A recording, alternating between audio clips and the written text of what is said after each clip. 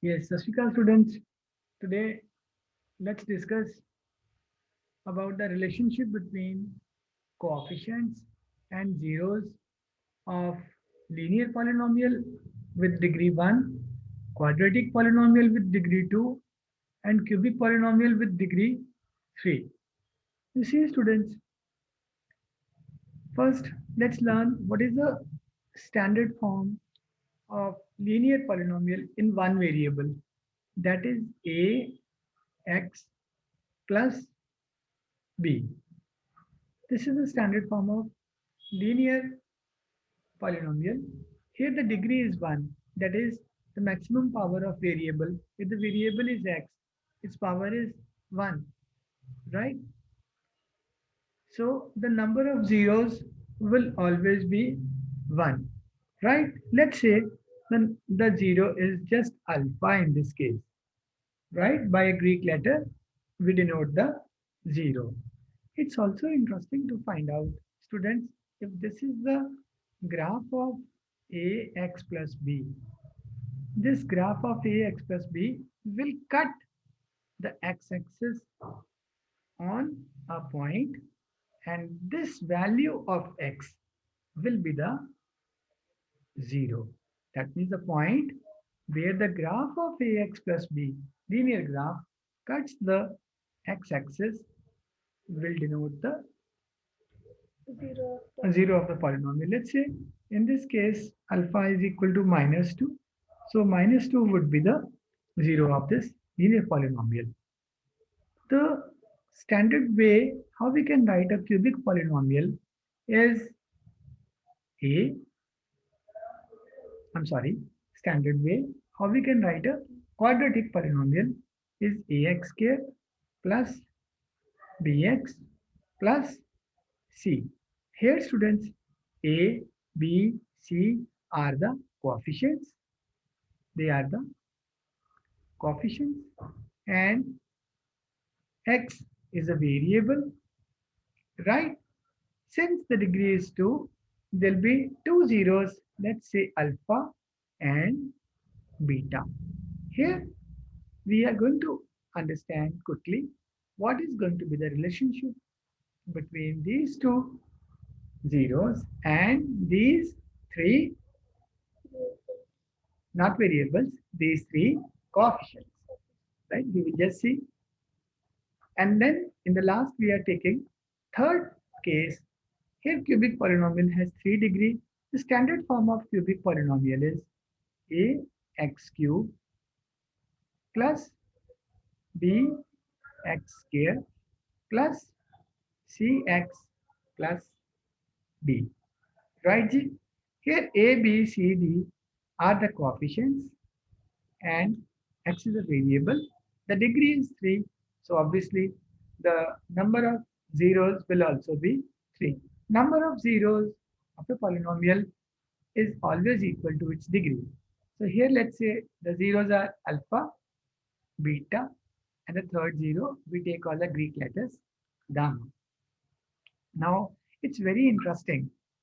What is the relationship between these zeros, alpha, here alpha beta, here alpha beta gamma, with the respective coefficients? And you know, students, the interesting thing is you need not remember, because we have discovered the pattern that follows. Once you understand the pattern, you would always remember the relationship. That's beautiful. All right. Okay. So now what is the relationship? See students, here the in case of linear polynomial, the 0 is only 1, and that 0 x would be equal to minus b by a. Well, I'm sorry, alpha. X is equal to alpha is equal to minus b by a. How we got this is also simple. Simply equate ax plus b linear polynomial equal to 0. We know the definition of 0 is the value of the variable, here in this case x, which vanishes the polynomial, means which makes the value of polynomial equal to 0. So here obviously alpha would be equal to minus b by a. From this simple relationship, we got Now this value of this polynomial x is equal to minus b by a is the value of the 0 alpha. See that x can have infinite values in this polynomial, but there's only one value of x minus b by a corresponding to which the polynomial will vanish. Very good. Now students, let's go when the polynomial is quadratic. Now the two zeros alpha and beta can be summed up. Alpha and beta can be summed up. This is known as sum of two zeros. S is equal to alpha plus beta. When sum is given or two zeros are given, we can find out the sum like this. But this sum has a relationship with the coefficients. This sum is again equal to minus b by a. Very interesting. What is b? The coefficient of x. What is a? The coefficient of x square. As it's shown, put minus sign. The second relationship in quadratic polynomial is the product p. P is equal to product of two zeros, alpha into beta. Whatever the zeros are, this would be equal to. Now we talk about this pattern. Nature is there in pattern. If we think there is disorder in the nature, it's only that we are ignorant about the existing pattern. The pattern exists there. So after minus, there is plus. After B, there is C, C by A. Beautiful. We will just do a numerical and we will see that, product of two zeros is really C by A. All right. So students, another important thing. Suppose you know the sum of two zeros and you also know product of two zeros. Let's take this situation in the other way. Can you find out the polynomial or can you frame the polynomial when sum and product is given? Yes, the final polynomial would be, yes, x square. Here also there is a pattern. Here what is the sign? Plus. So next sign would be minus. Use s. Obviously x raised to power 2. Here x. After minus we have plus, and after that we have p. Students, if you write like this, you will get the final polynomial. Beautiful. That's really interesting. Now, this graph means this polynomial would be a parabola. So it may be like this, which is cutting the x-axis onto distinct point. This first distinct point corresponds to alpha and the second one corresponds to beta. Beautiful. Imagine students, if you have a polynomial like this, in x it has no zero. Remember that. Interesting. And another case, this is a polynomial in x. Let's say it's touching x-axis only at one point. Don't think it has only one zero. It has two zeros. Their values are same. Like one 0 could be 4, the other one is also 4. Beautiful. Let's go to cubic polynomial. Cubic polynomial has 3 degree, as we can see here. Now the zeros are also 3. Remember students, it may be written like this also, like 4x cube plus 9. This is also cubic polynomial. Then how we will write standard form? Standard form will be 4x cube plus 0x square plus 0x plus 9. Don't forget to do this once you want to establish the relationship between zeros and coefficients. Beautiful. Here the first relationship is just like S. S is equal to sum of all the zeros, that is alpha plus beta plus gamma. Students, again, nature has pattern. It's same. Minus b by a. Beautiful. Now here b is coefficient of x square and a is coefficient of x cube. The second relationship is, students, I will call it P1. This P1 is, see students, in the first relationship we have taken single zero. In the second relationship we have taken two zeros, product of two at a time. Here also P1 would be alpha into beta. It's just like this. We have three things. How many possible patterns are possible if we take two at a time? Like somebody has three shirts, red, blue, and green. How many possibilities are there if two colors are taken at a time? So there'll be how many possibilities?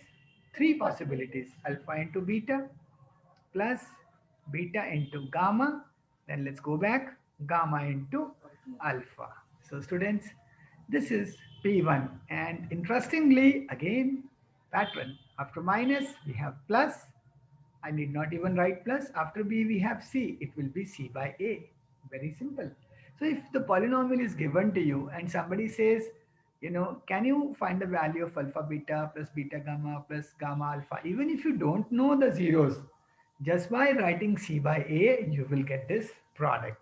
The third relationship is P, and P is simply the product of three zeros. And again, the pattern follows. First, I have taken one at a time, two at a time, and now I'll be taking three. Beautiful. That is alpha, beta, gamma. Maths is all about fun. Maths is more interesting than a video game.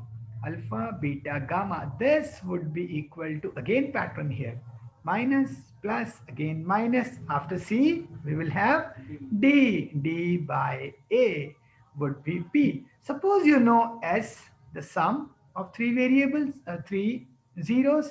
Suppose you know P1. Suppose you know P, the product of all three zeros. It's only 1 second. You can write the polynomial. How? It would be x cube, after plus minus. Take the first relationship, s, x square, after minus plus p1, what, x, after plus again minus. It's like the stars.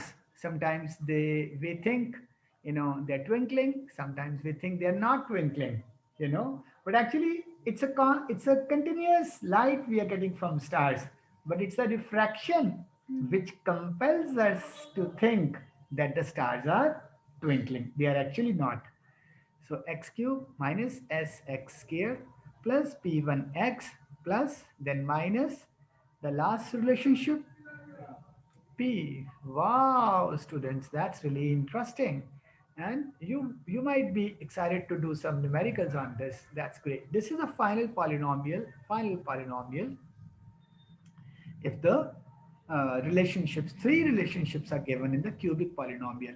Cubic polynomial may be represented like this in x, you know, like this. So here you can see that it is cutting the x-axis at three distinct points. From the graph also, you can understand that this point corresponds to the first zero. See here, the polynomial value is, this is the value of the polynomial. Am I right? So, like you can say, according to as per x, this is the value of polynomial. When x is this much, this is the value of polynomial. But here the polynomial value is 0. So this corresponds to alpha. This value of x corresponds to beta. And this value of x corresponds to gamma. So, students, the algebra, the coordinate geometry, thanks to René Descartes, who gave us the concept of joining coordinate geometry and algebra. It's all because of him. Yes. So, students, okay, students, there's another way, there's another knowledge associated with this. If students, the polynomial, linear polynomial has alpha as 1, 0, remember that alpha x minus alpha would definitely be one factor of this polynomial. Here, two zeros are alpha and beta. Remember, x minus alpha into x minus beta, possibly with some constants sometimes, or the value of constant 1 would give you the polynomial. But this is for sure. X minus alpha, x minus beta would be two factors of polynomial. And here in this case, since alpha, beta, gamma are three zeros of polynomial, x minus alpha would be the one factor of this polynomial, x minus beta would be the second factor, and x minus gamma would definitely be the third factor of polynomial. Possibly this all multiplied by some k would give you the polynomial. The value for k can be 1 also. I really wish you all the best, students. Now let's go ahead to solve some numericals based upon this. So like, students, you take a quadratic polynomial. The quadratic polynomial we can take is, let's say quickly, x squared plus 10x plus 25. Let's see whether this relationship can be verified. Let's go to second page. So we have x squared plus 10x plus 25. So, students, by factorization, we can easily find out the two zeros. They will be minus 5 and minus 5. Both will be same. Now let's verify. S is equal to minus b by a. Now sum is minus 5 plus minus 5. This would be equal to minus 10 by the coefficient of x square, that is 1. So minus 10 is equal to minus 10. This sum is proven for quadratic polynomial. Now let's prove the second relationship. For a quadratic polynomial, see it's written here. The second relationship is p is equal to alpha beta is equal to c by a. Let's see is correct. P is equal to c by a. P is product of two variables. I'm sorry, product of two zeros, alpha, beta. Let's see whether it is C by A. C in this case is constant. 25 divided by what is A, students? A is 1. 25 by 1 is 25. And actually it is correct. Alpha is minus 5. Minus 5 into minus 5 is also 25. Beautiful. We have verified the second one also. For a linear polynomial, it's very simple. Still, we can have 2x plus 5. Now, 2x plus 5 is one polynomial. So it says it's one, 0 would be minus b by a. So that is equal to, this is our b, because this is of the form of ax plus b. So it will be minus 5 by 2. If I put the value of minus 5 by 2 in this polynomial, it's definitely going to reduce to 0. And that is actually the case. Beautiful. Let's take an example of cubic polynomial also, students. Yes, students, let's have a cubic polynomial. Let's say p of x is equal to x cubed minus 5x squared minus 2x plus 24 is the cubic polynomial. Here, this is in the standard form where a is equal to 1, b is equal to minus 5, c is equal to and d is equal to the constant term. That is equal to 24. All right. Here, students, we still learn a new technique. Suppose somebody says, find out its zeros and verify the relationship of zeros with the coefficients. Obviously, he's asking about three relationships, that is S, P1 and P. S is minus B by A, P1 is C by A, and P is minus B by A. All right, beautiful. So students, now how will you guess the first zero? You don't worry. Now students, we have already seen here, let's go back. If we know S, P1 and P, the polynomial would be x cubed minus sx squared plus p1x minus p. Now, we know that this p is basically alpha into beta into gamma. That means this P has all the zeros in this as factors. So when we understand this, we concentrate on 24. What are the possible factors of 24?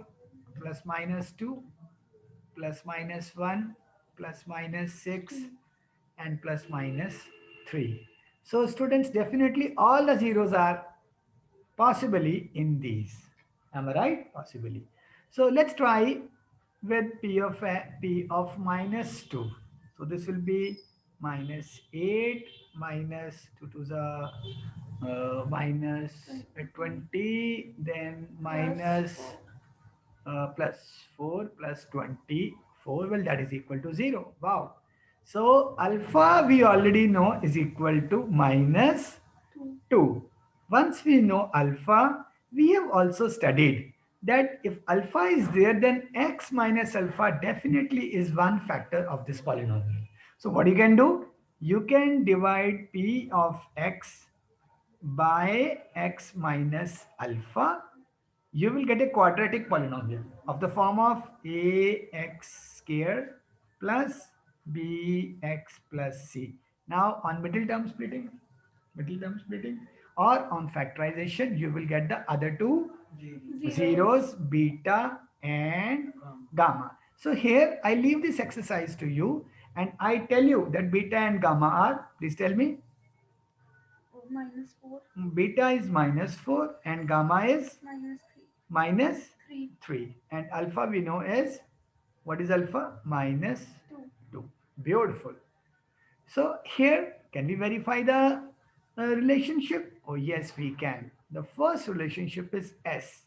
S is equal to minus d by A. Now S is alpha plus beta plus gamma. Should be equal to minus b by, let's see it's correct. Alpha is minus 2, minus 3, minus 4. Well, that comes to be minus 9. So this is equal to, what is B? So there's little bit of mistake in this student. One second. I'm sorry, student. Little bit of mistake. The zeros are 3, 4, and minus 2. Am I right? So it's okay, no problem. Mistakes are cannot be removed. But once you accept it on your chest, it's better. So here it's plus 4 and then plus 3 minus 2.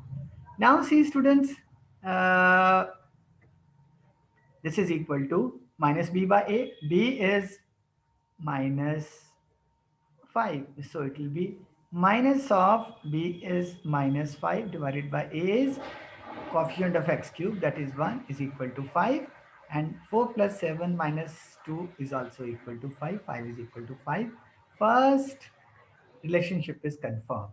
Second relationship is P1 is equal to C by A. Here, P1 is alpha beta plus beta gamma plus gamma alpha should be equal to C by A. What is C, students? C is minus 2 by A is 1. So alpha beta is, you see, alpha beta.